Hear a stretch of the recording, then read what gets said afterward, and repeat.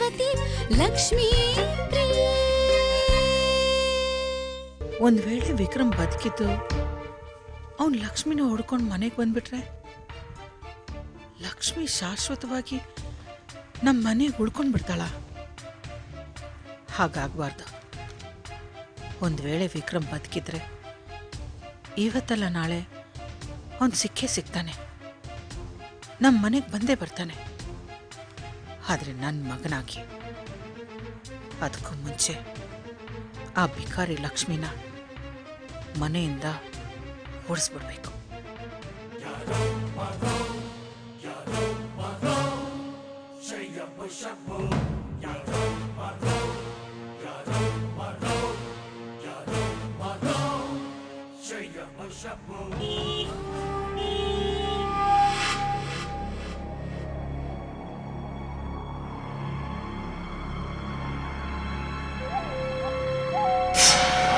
ಮದುವೆ ಮಾಡಿಕೊಂಡು ನಮಗೂ ಈ ಆಶ್ರಮದ ವಿದ್ಯಾರ್ಥಿಗಳಿಗೂ ಸಿಹಿ ಊಟ ಹಾಕ್ಸಿ.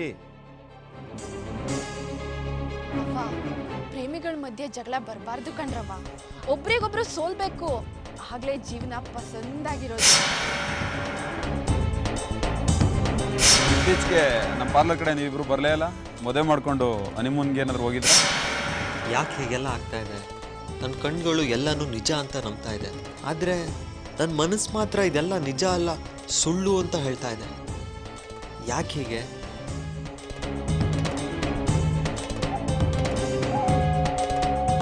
ಮಾವ, ನೀನು ಏನೇ ಯೋಚನೆ ಮಾಡಿದ್ರು ಎಲ್ಲದನ್ನು ನಂಬಲೇಬೇಕು. ನಂಬಿ ನನ್ನನ್ನು ಮದುವೆ ಆಗಲೇಬೇಕು. ಮದುವೆ ಆಗಿ ನಾವಿಬ್ರು ಸಂಸಾರ ಮಾಡಲೇಬೇಕು. ಇನ್ನೇನು ಮಾಡೋದಕ್ಕಾಗಲ್ಲ.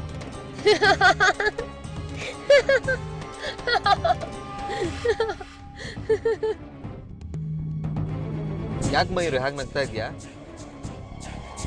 ಏನಿಲ್ಲ ಮಾವ, ನಮ್ಮ ಪರಿಸ್ಥಿತಿನ ನೆನೆಸ್ಕೊಂಡು ನಗಾಡ್ತಿದ್ದೆ ಅಷ್ಟೆ.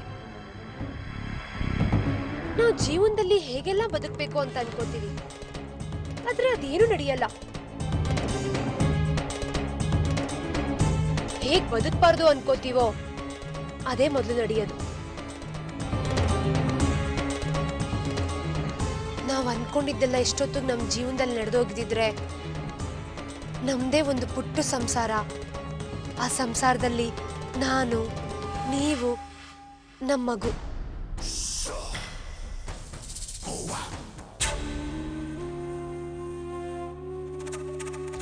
ಅದ್ರ ಜೊತೆ ಆಟ ಆಡ್ತಾ ಕಾಲ ಕಳೀತಾ ನಮ್ ಜೀವನನ ಹೇಗೋ ನಡೆಸ್ಬೋದಾಗಿತ್ತು. ಅವಾಗ ನಮ್ ಜೀವನಕ್ಕೊಂದು ಅರ್ಥ ಸಿಕ್ತಿತ್ತು. ನಾನು ಕನಸು ಕಾಣ್ತಿರೋದೆಲ್ಲ ನಡೆಯುತ್ತೋ ನಡೆಯಲ್ವೋ ಅನ್ನೋದು ಸಣ್ಣ ಗೊಂದಲ ಅಷ್ಟೆ.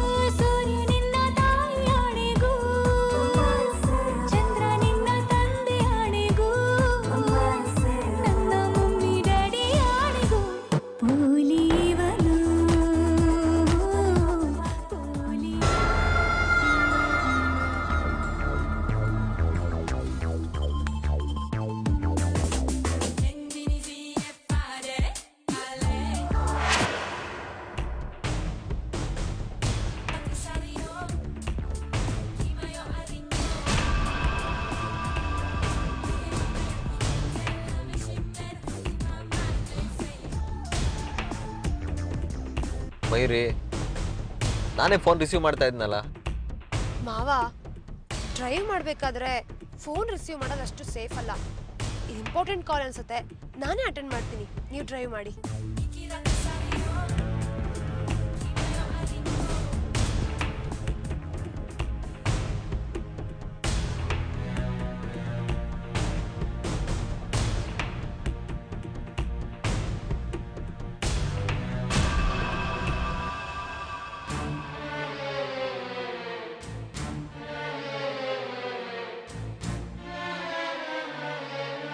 ಯಾಕೆ ಮಯೂರಿ ಫೋನ್ ಕಟ್ ಮಾಡಿದೆ?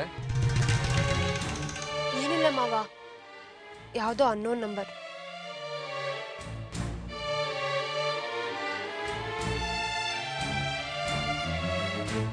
ಮಯೂರಿ, ನಾನು ಕುಡಿಯೋಕೆ ಸ್ವಲ್ಪ ನೀರು ಕೊಡ್ತೀಯಾ? ಒಂದು ನಿಮಿಷ ಮಾವ.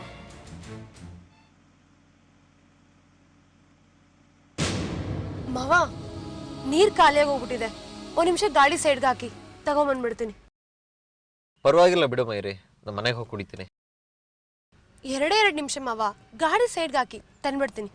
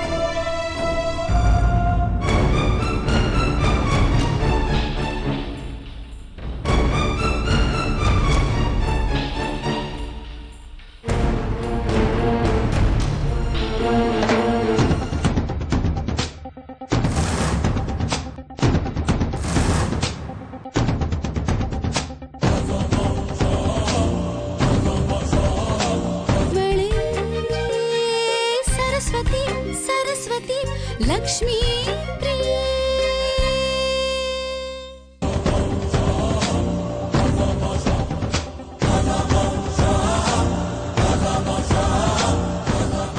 ಅತ್ತೆ, ಮಯೂರಿ, ನಾನು ನಿನಗೆ ಫೋನ್ ಮಾಡ್ತಾ ಇದ್ರೆ ನೀನು ಯಾಕೆ ಕಟ್ ಮಾಡ್ತಾ ಇದೆಯಾ? ಅತ್ತೆ, ಒಂದು ಇಂಪಾರ್ಟೆಂಟ್ ಕಾಲ್ ಬರ್ತಾ ಇತ್ತು, ಅಟೆಂಡ್ ಮಾಡ್ಬಿಟ್ಟು ನಾನು ನಿಮಗೆ ಮಾಡೋಣ ಅಂತ ಅನ್ಕೊಂಡೆ. ಏನ್ ವಿಷಯ ಅತ್ತೆ? ನಿನ್ನ ಹತ್ರ ಸ್ವಲ್ಪ ಮಾತಾಡ್ಬೇಕಾಗಿತ್ತು.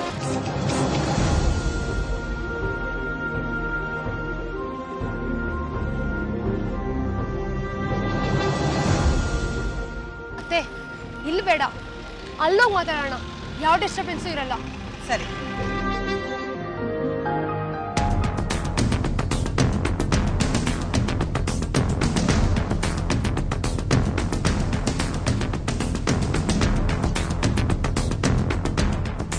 ನನಗೆ ಬೇಕಾದ್ರೆ ಒಬ್ರು ಬಂದಿದ್ದಾರೆ, 5 ನಿಮಿಷ ಮಾತಾಡ್ಕೊಂಡು ಬಂದ್ಬಿಡ್ತೀನಿ.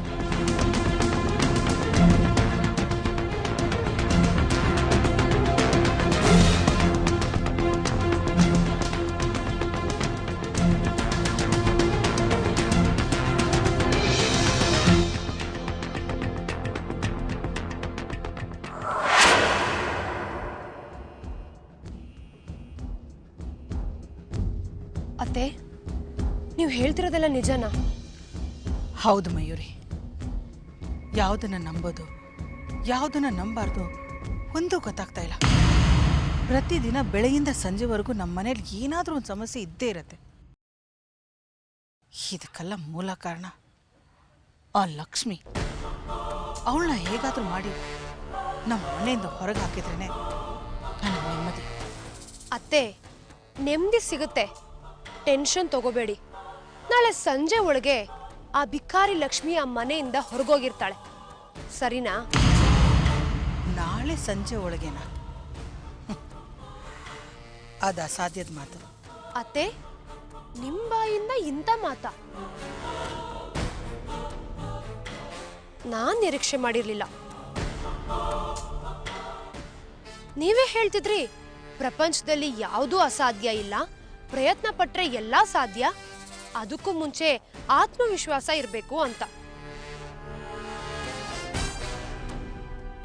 ಆತ್ಮವಿಶ್ವಾಸ ಒಂದಿದ್ರೆ ನಾವ್ ಏನ್ ಬೇಕಾದ್ರೂ ಪಡ್ಕೋಬಹುದು ಅಂತ ಹೇಳ್ತಿದ್ರಿ. ಆದ್ರೆ ಈಗ ನೀವೇ ನೋಡಿ ಅತ್ತೆ, ನೀವು ಗೆಲ್ಲಕ್ಕಂತಾನೆ ಹುಟ್ಟಿರೋದು. ಯಾವುದೇ ಕಾರಣಕ್ಕೂ ಆತ್ಮವಿಶ್ವಾಸನ ಮಾತ್ರ ಕಳ್ಕೋಬಾರ್ದು. ಮಯೂರಿ, ಒಂದೊಂದ್ಸಾರಿ ನಮ್ಮ ಬದುಕಲ್ಲಿ ನಡೆಯೋ ಘಟನೆಗಳಿಂದ ನಮ್ಮ ಆತ್ಮವಿಶ್ವಾಸ ಕುಗ್ಗೋಗುತ್ತೆ. ಈಗ ಸದ್ಯಕ್ಕೆ ನಮ್ಮ ಮನೇಲಿ ನಡೆಯೋ ಘಟನೆಗಳು ನೋಡಿದ್ರೆ ನನಗ್ಯಾಕೋ ನನ್ನ ಮನಸ್ಸಲ್ಲಿ ಭಯ ಶುರುವಾಗಿದೆ. ಅತ್ತೆ, ಭಯನಾ? ನಿಮಗ? ನೋಡಿ ಅತ್ತೆ, ನೀವು ಯಾವುದೇ ಕಾರಣಕ್ಕೂ ಯಾವಾಗ್ಲೂ ಯಾರಿಗೂ ಭಯ ಪಡೋ ಅವಶ್ಯಕತೆನೇ ಬೇಡ.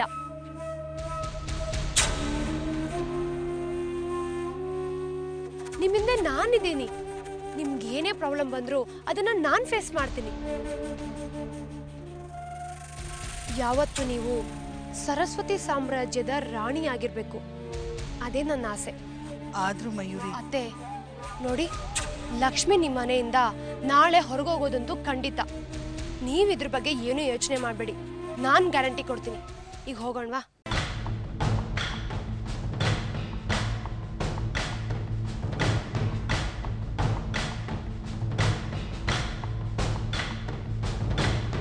ಬನ್ನಿ ಅತ್ತೆ. ಹಾ,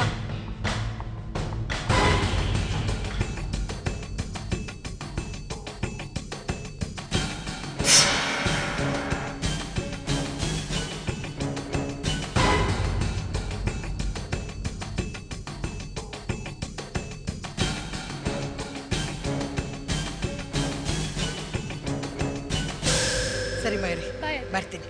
ಬಾಯ್.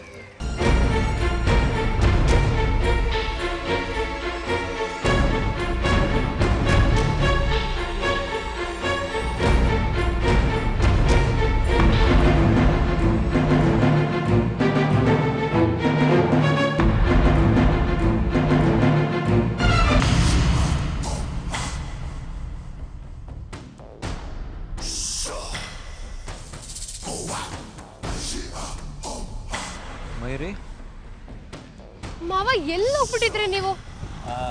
ಇಲ್ಲೇ ಹೀಗೆ ಹೋಗಿದ್ದೆ ಕೆಳಗಡೆ. ನನಗೆ ಎಷ್ಟು ಗಾಬರಿ ಆಗಿತ್ತು ಗೊತ್ತಾ? ಬನ್ನಿ ಹೋಗೋಣ.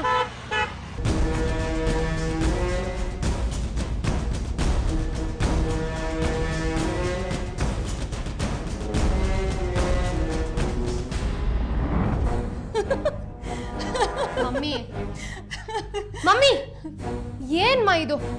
ನಾನು ಇಷ್ಟೊಂದು ಸೀರಿಯಸ್ ಆಗಿರೋ ವಿಷಯ ಹೇಳ್ತಿದ್ದೀನಿ, ನೀವು ನೋಡಿದ್ರೆ ನಗ್ತಿದ್ದೀರಾ. ಮಯೂರಿ, ನಿನಗಿದು ಸೀರಿಯಸ್ ಆದ ವಿಷಯ ಆಗಿರ್ಬೋದು, ಆದರೆ ನನಗೆ ತುಂಬ ಸಂತೋಷವಾದ ವಿಷಯ.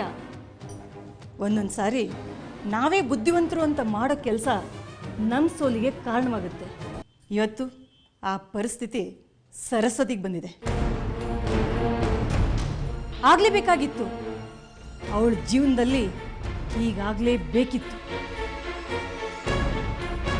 ಅವ್ರ ಮನೆಯವರೆಲ್ಲ ಒಬ್ಬೊಬ್ಬರೇ ಆಗಿ ಅವಳಿಂದ ದೂರ ಆಗ್ತಾ ಇದ್ದಾರೆ. ಇದನ್ನು ನಾನು ಬಯಸಿದ್ದೆ ಕೂಡ. ಮಯೂರಿ, ಮೊದಲೆಲ್ಲ ನೀನು ಆ ಸರಸ್ವತಿ ಜೊತೆ ಓಡಾಡ್ತಾ ಇರುವಾಗ ನನಗೆ ತುಂಬ ಭಯ ಆಗ್ತಾ ಇತ್ತು. ಎಲ್ಲಿ ನನ್ನ ಮಗಳನ್ನ ನನ್ನಿಂದ ದೂರ ಮಾಡ್ತಾಳೋ ಅಂತ. ಆದರೆ ಈಗ ನೀನು ಮಾಡ್ತಾ ಇರೋ ಕೆಲಸ ಮೆಚ್ಚಬೇಕಾಗಿದ್ದೆ. ಅಮ್ಮ, ಈಗ ನಡೆದಿರೋದು ಚಿಕ್ಕ ವಿಷಯ ಅಷ್ಟೇ. ಇನ್ನೂ ದೊಡ್ಡ ವಿಷಯ ಹಾಗೇ ಇದೆ. ನಾನಿನ್ನೂ ವಿಕ್ರಮ್ ಅವನ ಮದುವೆ ಆಗಬೇಕು. ಮಯೂರಿ, ಈ ಮದುವೆ ವಿಚಾರದಲ್ಲಿ ನಾನೇನು ಸಪೋರ್ಟ್ ಮಾಡ್ತಾ ಇದ್ರೂ ನನ್ನ ಮನಸ್ಸಿನ ಯಾವುದೋ ಮೂಲೆಯಲ್ಲಿ ಆ ಭಯ ಇದ್ದೇ ಇದೆ. ಜ್ಯೋತಿಷಿಗಳು ಹೇಳಿದ ಪ್ರಕಾರ 1 ಮಂಡಲ ಆದ ನಂತರನೇ ನಿಮ್ಮ ಮದುವೆ. ಆದರೆ ನೀನು... ಅಮ್ಮ, ನಿನ್ನ ನೋವೇನು ಅಂತ ನನಗೆ ಅರ್ಥ ಆಗುತ್ತೆ. ನಾನು ವಿಕ್ರಮ್ ಅವ ಮದುವೆ ಆಗ್ತೀವಿ ಅಷ್ಟೇ, ಗಂಡ ಹೆಂಡತಿಯಾಗಿ ಇರ್ತೀವಿ ಅಷ್ಟೇ.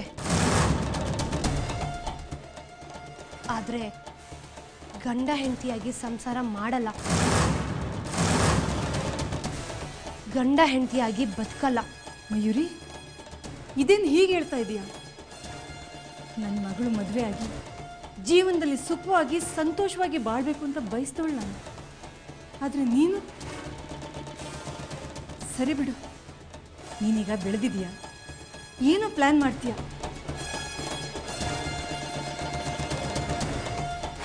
ಅದಿರಲಿ, ನೀನು ಆ ಲಕ್ಷ್ಮಿನ ಮನೆಯಿಂದ ಆಚೆ ಕಳಿಸ್ತೀನಿ ಅಂತ ಸರಸ್ವತಿಗೆ ಏಕೆ ಮಾತು ಕೊಟ್ಟೆ? ನನ್ನ ನನಗ್ಯಾಕೋ ತಪ್ಪನ್ನಿಸ್ತಾ ಇದೆ. ಯಾಕಮ್ಮ? ಮಯೂರಿ, ಆ ಲಕ್ಷ್ಮಿ ಸರಸ್ವತಿ ಮನೇಲೇ ಇರಬೇಕು. ಅವಳು ಕೊಡೋ ಚಿತ್ರಹಿಂಸೆನ ಆ ಸರಸ್ವತಿ ಅನುಭವಿಸ್ಬೇಕು. ಆ ಸುದ್ದಿ ನನ್ನ ಕಿವಿಗೆ ಬೀಳಬೇಕು. ಆಗಲೇ ಕಣೆ, ಆಗಲೇ ನನಗೆ ಸಂತೋಷ ಸಮಾಧಾನ ಆಗೋದು. ಅಮ್ಮ, ನೀನು ಯೋಚನೆ ಮಾಡ್ತಿರೋದಕ್ಕೆ ಬೇರೆ, ನಾನು ಯೋಚನೆ ಮಾಡ್ತಿರೋದಕ್ಕೆ ಬೇರೆ. ಸರಸ್ವತಿ ಸರಸ್ವತಿ ಲಕ್ಷ್ಮೀ ಪ್ರಿಯೆ. ಲಕ್ಷ್ಮಿಗೆ ಸರಸ್ವತಿ ಕಂಡ್ರೆ ಆಗದೆ ಇರ್ಬೋದು, ಆದರೆ ಆ ಮನೆಯಲ್ಲಿ ಸರಸ್ವತಿಗೆ ಅನ್ಯಾಯ ನಡೀತಿದೆ ಅಂತ ಗೊತ್ತಾದ್ರೆ ಮೊದಲು ಅವಳ ಪರ ನಿಂತ್ಕೊಳ್ಳೋದು ಈ ಲಕ್ಷ್ಮಿ. ಅವಳು ಹಾಗೆ ನಿಂತ್ಕೊಂಡ್ಬಿಟ್ಲು ಅಂತ ಇಟ್ಕೋ, ಅವಳ ಬೆನ್ನುಗಾವಲಾಗಿ ಈ ಪ್ರಿಯಾಂಕಾ ಮತ್ತೆ ವಿನೋದ್ ಇಬ್ರು ಬಂದ್ಬಿಡ್ತಾರೆ. ಅವರಿಬ್ರು ಹಾಗೆ ಬಂದ್ಬಿಟ್ರು ಅಂತಂದ್ರೆ ನಮ್ಮ ಪ್ಲಾನ್ ಎಲ್ಲ ಹಾಳಾಗೋಗ್ಬಿಡತ್ತೆ. ಅದಕ್ಕೆ ಅವಳು ಹೇಗಾದ್ರೂ ಮಾಡಿ ಆ ಮನೆಯಿಂದ ಆಚೆ ಕಳಿಸ್ಬೇಕು ಅಂತ ಒಂದು ಸೂಪರ್ ಪ್ಲಾನ್ ಮಾಡ್ತಿದ್ದೀನಿ.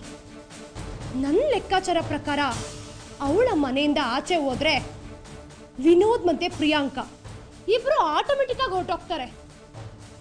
ಆಮೇಲೆ ಆ ಮನೆಯಲ್ಲಿ ಉಳಿಯೋದ್ಯಾರು? ವಿಶಾಲ್, ಸಂಧ್ಯಾ, ಸರಸ್ವತಿ. ಸರಸ್ವತಿಗೆ ಗೊತ್ತಿಲ್ಲ ಹಾಗೆ ವಿಶಾಲ್ ಮತ್ತೆ ಸಂಧ್ಯಾ ಇಡೀ ಆಸ್ತಿನೆಲ್ಲ ಬರ್ಸ್ಕೊಂಡ್ಬಿಟ್ಟಿದ್ದಾರೆ. ಒಂದಲ್ಲ ಒಂದಿನ ಸರಸ್ವತಿಗೆ ಈ ವಿಷಯ ಗೊತ್ತಾಗುತ್ತೆ. ಅವಾಗ ಅವಳು ಏನ್ ಮಾಡ್ತಾಳೆ? ಚೆನ್ನಾಗಿ ಕೂಗಾಡ್ತಾಳೆ. ಆಮೇಲೆ ಇವರು ಚೆನ್ನಾಗಿ ಚಿತ್ರಹಿಂಸೆ ಕೊಡ್ತಾರೆ. ಅವಾಗ ಅವಳು ಏನು ಮಾಡಬೇಕು ಅಂತಂದ್ರೆ, ಒಂದು, ಆ ಮನೇಲಾಗೋ ಅವಮಾನಗಳನ್ನೆಲ್ಲ ಸಹಿಸ್ಕೊಂಡು ಅವಳು ಅಲ್ಲೇ ಬದುಕಬೇಕು. ಇಲ್ವಾ ಆ ಮನೆ ಬಿಟ್ಟು ಹೊರಗಡೆ ಬರಬೇಕು. ಹೇಗಿದೆ ನನ್ನ ಪ್ಲಾನು? ಮಯೂರಿ, ಒಂದು ನಿಮಿಷ, ಏನು ಹೇಳಿದೆ ನೀನು? ಸಂಧ್ಯಾ ಮತ್ತು ವಿಶಾಲು ಆಸ್ತಿನ ತಮ್ಮ ಹೆಸರಿಗೆ ಬರ್ಸ್ಕೊಂಡಿದಾರ? ಆಮೇಲೆ ನಮ್ಮ ಗತಿ? ಹಾಗಾದ್ರೆ ಕಾನೂನಿನ ಪ್ರಕಾರ ಆಸ್ತಿ ಅವ್ರದ್ದಾಗ್ಬಿಡ್ತಲ್ಲಮ್ಮ. ಅಮ್ಮ, ಕಾನೂನು 1000 ಹೇಳ್ಬೋದು, ಆದರೆ ನನ್ನ ಮತ್ತೆ ಸಂಧ್ಯಾ ಮಧ್ಯೆ ಒಂದು ಒಪ್ಪಂದ ಆಗಿದೆ. ಆ ಒಪ್ಪಂದನ ಮೀರಿ ಅವಳು ನಡೆಯಲ್ಲ ಅಂತ ಅನ್ಕೊಂಡಿದ್ದೀನಿ. ಒಂದು ವೇಳೆ ಆ ಒಪ್ಪಂದನ ಅವಳು ಮೀರಿದ್ಲು ಅಂತಂದ್ರೆ ಈ ಭೂಮಿ ಮೇಲೆ ಅವಳು ಬದುಕಿರಲ್ಲ, ಅವಳನ್ನ ಹೆಚ್ಚಿಗೆ ಪ್ರೀತಿ ಮಾಡ್ತಾನಲ್ಲ ಅವಳ ಗಂಡ, ಅವನು ಬದುಕಿರಲ್ಲ. ಇಲ್ಲಿ ನೋಡಮ್ಮ, ನಾವು ನಡೆಯೋ ದಾರಿಯಲ್ಲಿ 1000 ಮುಳ್ಗಳಿರತ್ತೆ. ಅದನ್ನೆಲ್ಲ ಒಂದೊಂದಾಗೆ ಎತ್ತಾಕೊಂಡು ಹೋಗ್ಬೇಕು. ಕೊನೆ ಮುಳ್ಳನ್ನ ಮಾತ್ರ ಕೀಳ್ಬೇಕು ಅಂತಂದ್ರೆ ಮೊದಲಿರೋ ಮುಳ್ಳುಗಳೆಲ್ಲ ಕಾಲ ಚುಚ್ಕೊಬಿಡುತ್ತಮ್ಮ. ಈಗಲೂ ಅಷ್ಟೇ, ಆ ಮನೆಯಲ್ಲಿ ಕೊನೆ ಮುಳ್ಳು ಅಂತಂದ್ರೆ ಆ ಸಂಧ್ಯಾ. ಈ ವಿನೋದ್, ಸರಸ್ವತಿ, ಲಕ್ಷ್ಮಿ ಆ ಮುಳ್ಳುಗಳೆಲ್ಲ ಕಿತ್ತಾಕ್ ಆಗಿದೆ. ಆ ಮನೇಲಿರೋ ಕೊನೆ ಮುಳ್ಳು ಅಂತಂದ್ರೆ ಆ ಸಂಧ್ಯಾ ಮಾತ್ರ. ಅವಳನ್ನ ಕಿತ್ತು ಹಾಕೋದು ಬಹಳ ಹೊತ್ತಾಗಲ್ಲಮ್ಮ.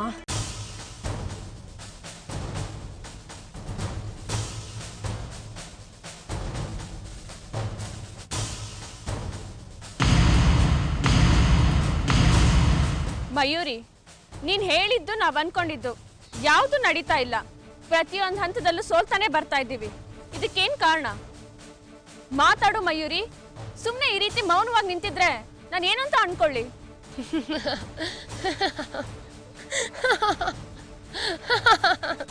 ಮಯೂರಿ, ನಾನು ಮಾತಾಡ್ತಾ ಇರೋದು ನಿನ್ ನಗು ಬರೋ ವಿಷಯನಾ ಅಥವಾ ನಾನು ಸೋತಿರೋದು ನಿನಗೆ ಖುಷಿ ಕೊಡ್ತಾ ಇದ್ಯಾ? ಸಂಧ್ಯಾ, ಯಾಕೆ ಸುಮ್ಮನೆ ಕೋಪ ಮಾಡ್ಕೋತೀಯಾ? ಕೋಪ ಮಾಡ್ಕೊಳ್ದೆ ಏನ್ ಮಾಡ್ಲಿ?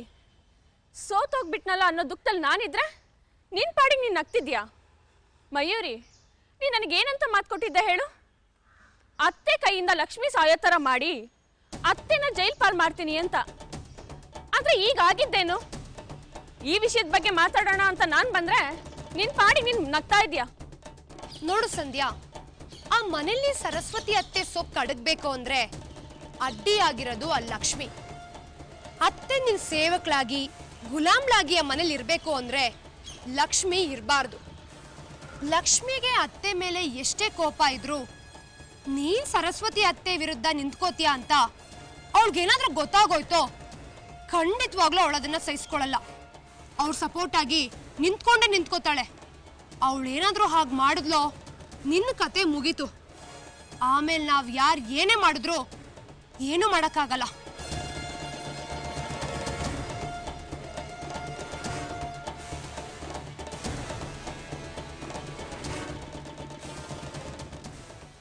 ಇವಳೇ ಸರಸ್ವತಿ ಸರಸ್ವತಿ ಲಕ್ಷ್ಮೀ